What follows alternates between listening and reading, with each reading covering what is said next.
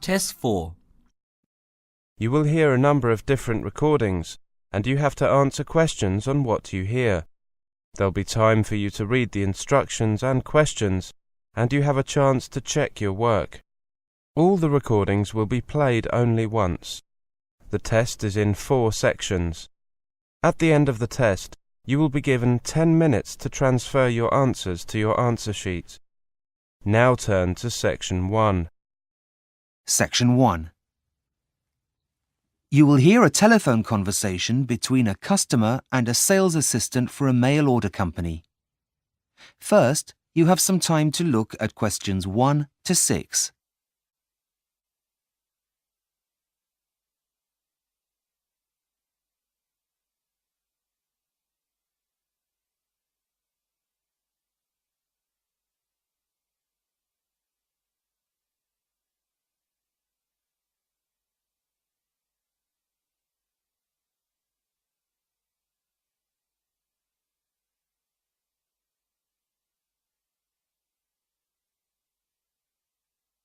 You will see that there is an example that has been done for you. On this occasion only, the conversation relating to this will be played first. Good morning. How can I help? I'd like some help with ordering a book. I've tried your website, but it says it's offline at the moment and to call this number. The answer is website. So website has been written in the space. Now we shall begin. You should answer the questions as you listen because you will not hear the recording a second time. Listen carefully and answer questions 1 to 6. Good morning. How can I help? I'd like some help with ordering a book. I've tried your website, but it says it's offline at the moment and to call this number. Oh, yes. I do apologise. We've been having some problems with it, but I can take the order over the phone if you like. That would be great. It's a gift, you see. Can I take your name, please? Yes, of course. It's Zara Freeman.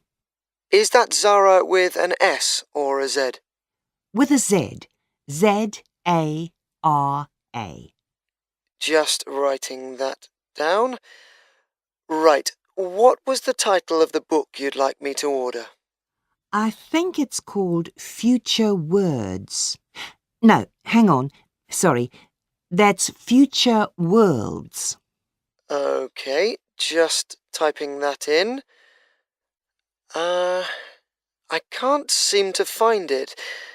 Do you know the name of the author? I'll do a search. Yes, it's by a man called Richard Watson. Watson, as in W-A-T-S-O-N. Yes, that's right. Oh, yes, here it is. It's only just been released. It's a self-help book, is that right? Yes. Now, it costs £12.99. Yep, that's fine. OK. How would you like to pay? Is a debit card okay? No, sorry. We only accept credit cards. Oh, dear. Just let me check to see if I have it with me. Oh, yes, here it is. Can you read me the long... Before you hear the rest of the conversation, you have some time to look at questions 7 to 10.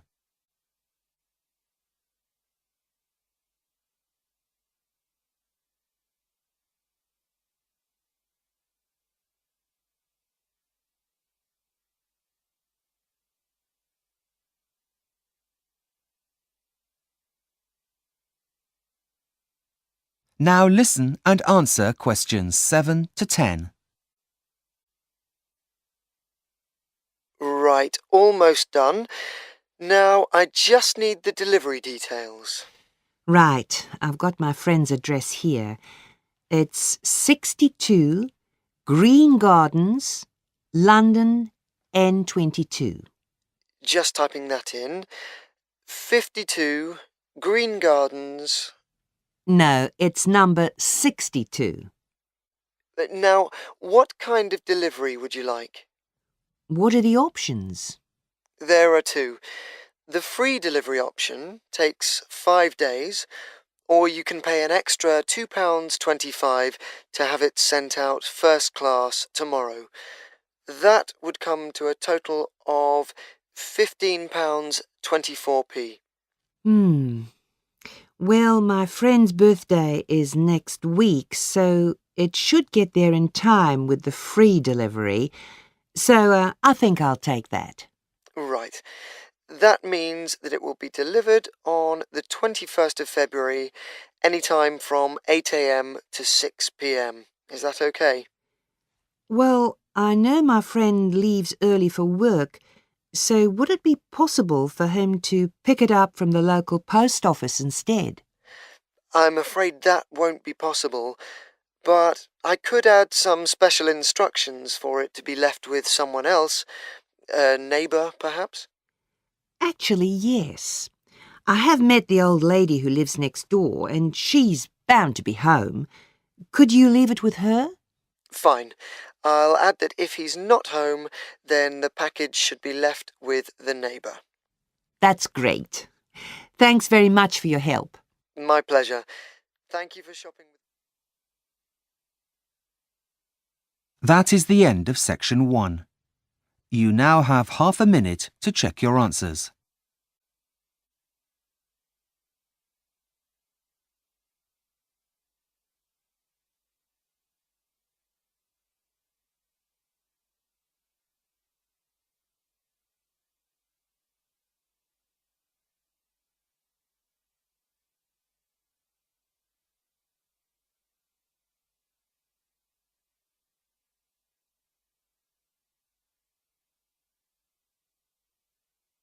Section 2. You will hear an online guide giving a tour of the home of the future. First, you have some time to look at questions 11 to 16.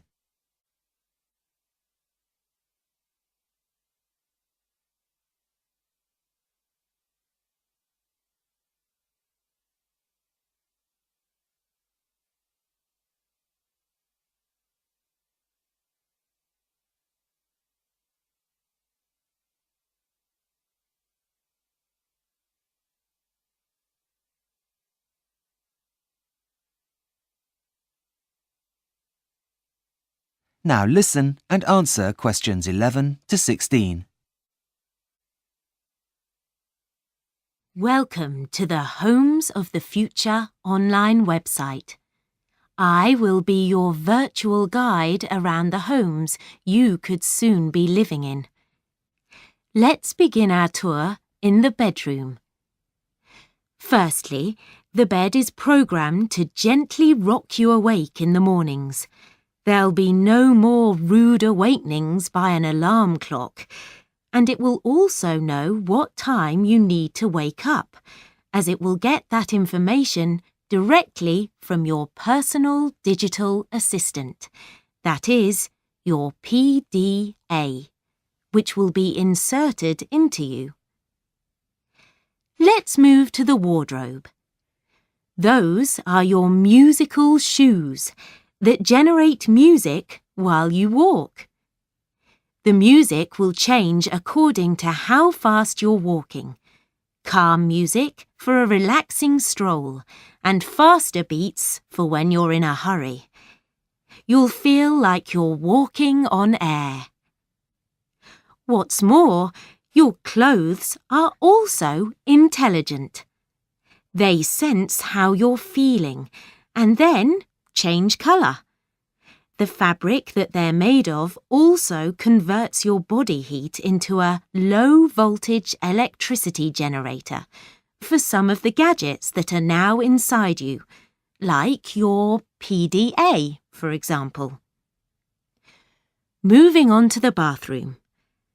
So, after waking up, you need a shower. There's no need to turn on any taps as the house will know exactly what temperature you like the water in the mornings, though you'll still have to wash yourself. From the bathroom, we move into the kitchen. Now, we've all had that horrible feeling when you can't find your keys just as you're about to go out. Well, in the home of the future, you wouldn't need to panic. All you need to do is an internet search.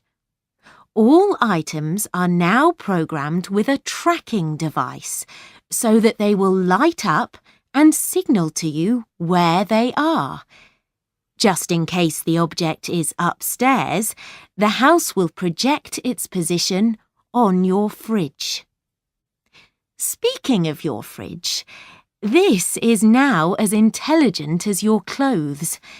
Not only does it keep a record of when you're running low on everyday essentials, like milk, but it emails your local grocery store, which will deliver them for you. It can also help with planning meals if you have friends over for dinner, by moving the chicken from the freezer so that it'll thaw in time.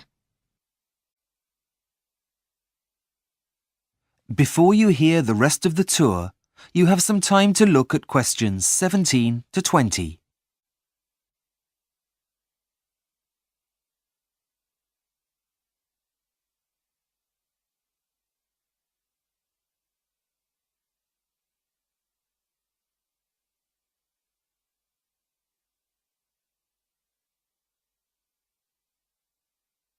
Now listen and answer questions 17 to 20. Lastly, here we are in the living area, which you'll be pleased to hear is still the heart of the family home. Let's enter the room.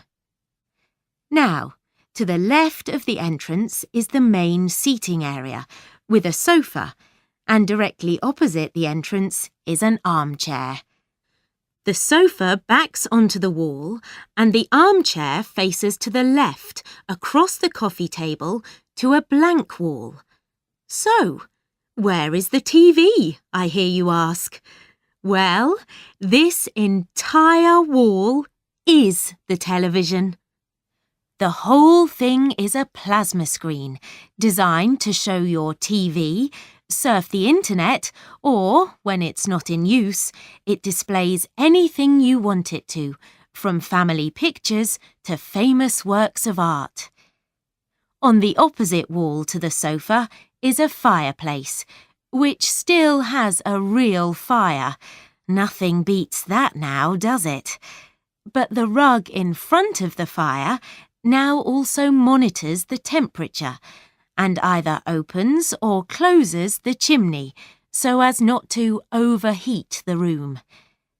It still has its normal uses though. As you can see, the cat likes it very much and is curled up on it, happy as can be. What else is on offer? Well, for entertainment, the family still reads books, so there is a bookcase on the wall to the right of the entrance. But what about the computer? Well, it's inside your head and powered by those intelligent clothes you're wearing. Imagine this. As you're sitting relaxing on the armchair, you'll be able to reach out and put your hot drink on the coffee table in front of the armchair. You suddenly remember that you need to send work an email. That same coffee table, holding your cup, is also a touch-sensitive keyboard for you to type your email and then click send.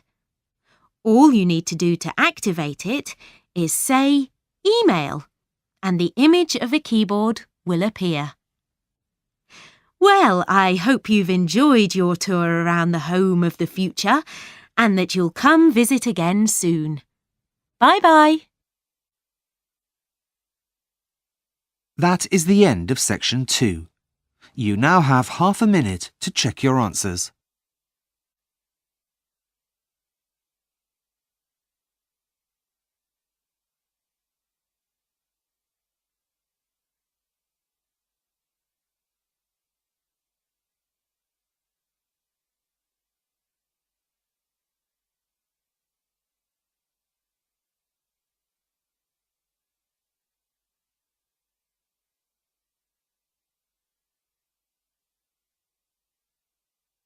Section 3.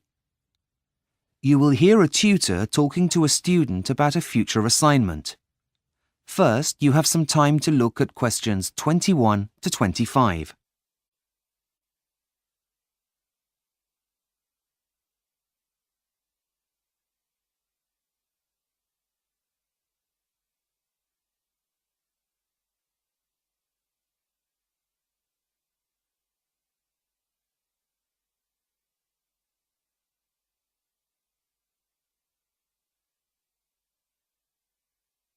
Now listen carefully and answer questions 21 to 25.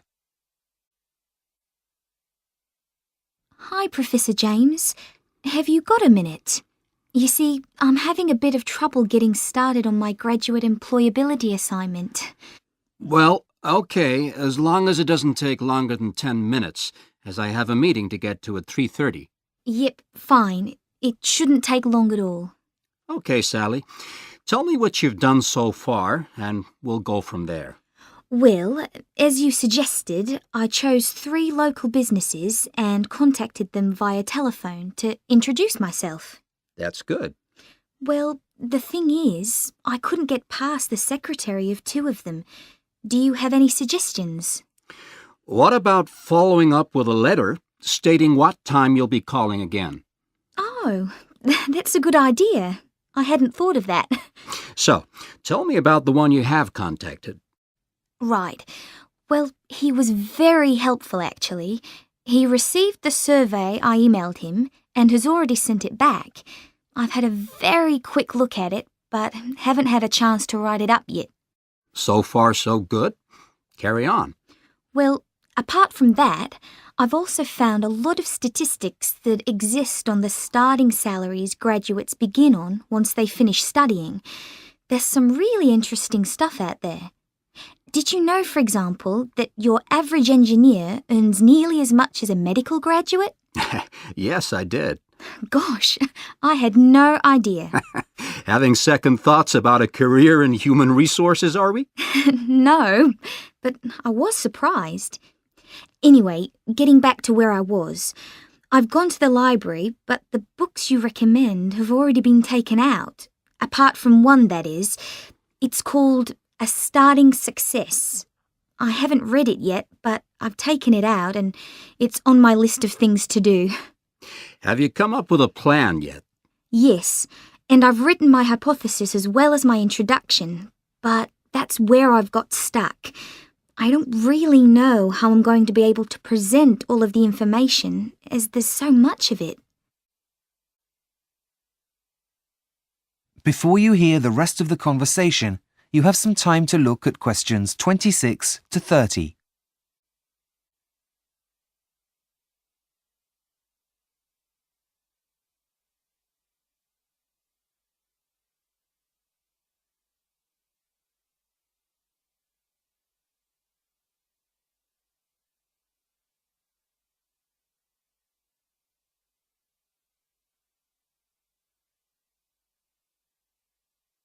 Now listen and answer questions 26 to 30. Well, firstly, I'd recommend you start with analyzing what the employer said. Now, can I have a look at the questionnaire you wrote? Yes, here it is. Thanks. Oh, dear. Well, it's no wonder you're overwhelmed with information. You've collected a lot of information which can be overwhelming. Oh dear, that took me ages. And does that mean I can't use it? Afraid so. But don't worry, if you've got a pen and paper, I'll quickly give you some pointers, and then you can rejig it to get the information you're looking for. Okay, just a minute. I know there's a pen in here somewhere. Okay, got it. Right. Well, first and foremost, you need to be clear. There's no point having a beautifully worded document throughout that no one understands. Use language that is simple. Right, got that. What next? You need to catch the reader's attention at the start of the document. And you need to find the right balance between formal and informal language. Your survey isn't an official document, but more of a living one that serves a purpose, so neutral language is best. Okay, just writing that down. Okay. The next one's what your mistake was this time. Try not to use open-ended questions, or you'll find it impossible to collate your results. Yep, I think I've learned my lesson there.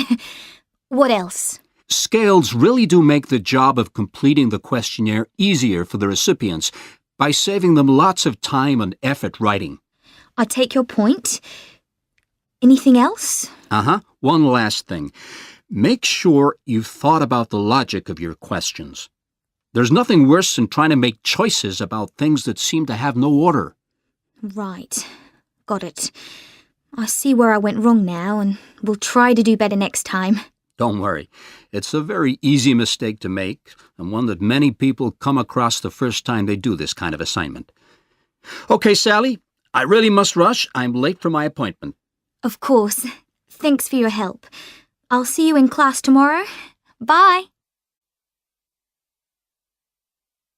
That is the end of section 3. You now have half a minute to check your answers.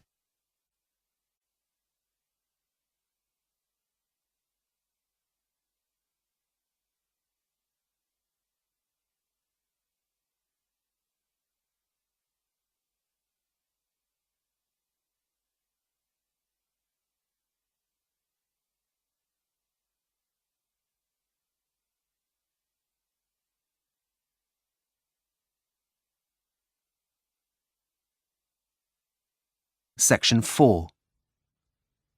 You will hear a student giving a presentation about the process of urbanization.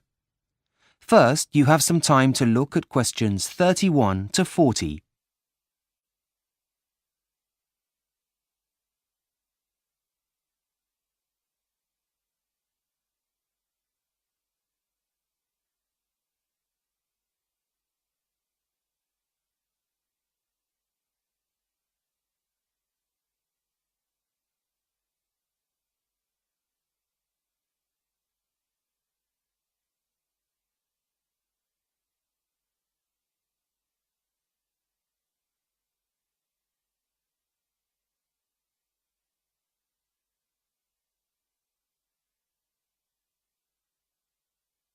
Now listen carefully and answer questions 31 to 40. Hi, good morning everyone.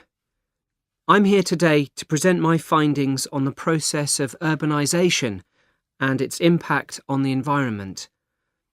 As you know, urbanisation involves the movement of people from the countryside to the cities. As this process continues, the cities of the world continue to grow. I will demonstrate how this growth is eating away at the planet's most fertile land. My research has focused on 2 studies that looked at land use in the United States. These have shown that since its independence, only 3% of all land in the United States has been built on. However, the same studies have also shown that the resulting loss of productive land is comparatively much greater. This isn't so much of a problem in America, as it has a relatively low ratio of people to land. However, most other countries are not so blessed, the impact of which could have dire consequences for the future. The real danger here is if this pattern were to be repeated by developing countries, it could have a major effect on the world's food supplies in the next 50 years. In order to reach this conclusion, several research methods were adopted. A group of scientists in the United States used a weather satellite that normally maps moonlit cloud cover at night. However, on nights when there were no clouds, they used the satellite to map the generation of heat from city lights. They then took the data and divided land use into 3 categories: urban, semi-urban, and non-urban land use. Next, they calculated how active the vegetation is in each region by using different satellites. When they combined this information with previous statistics and weather conditions, they came up with a number for total productivity for all areas.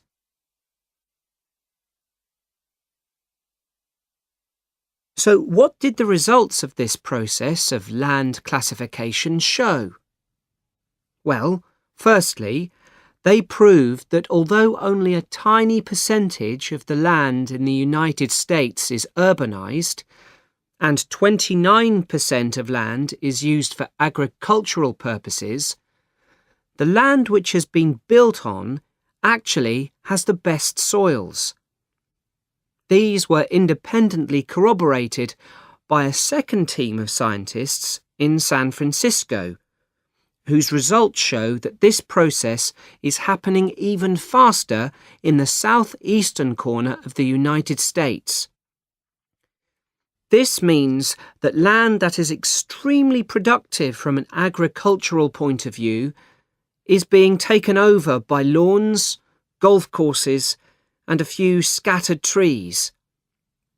As a direct result of urbanization, the researchers in San Francisco calculated that every year 91 million tons of plants are lost in the US. So what does this mean for the future? Well, I have come up with some of my own ideas for practical solutions. Countries should calculate whether urbanization is happening on their fertile lands too, especially if they have large populations compared to the amount of land available, like India and China, for example. If it is, then every effort should be made to stop the process from happening. This can be done in many ways. One of them is to stop investing in the infrastructure of those areas. If people don't have the facilities they need, they won't want to live there. But in my opinion, the main solution here is to offer people financial incentives to move away from fertile land to areas that are less valuable in agricultural terms. I hope you've enjoyed my presentation this morning. Thanks for your kind attention. I will now take any questions if you have. That is the end of section 4. You now have half a minute to check your answers.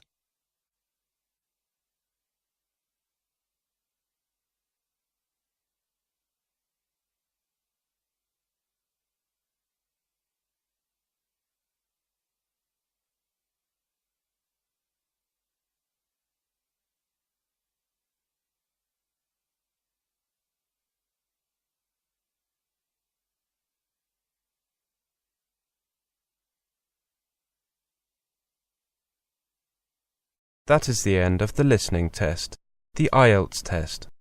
You now have 10 minutes to transfer your answers to the listening answer sheet.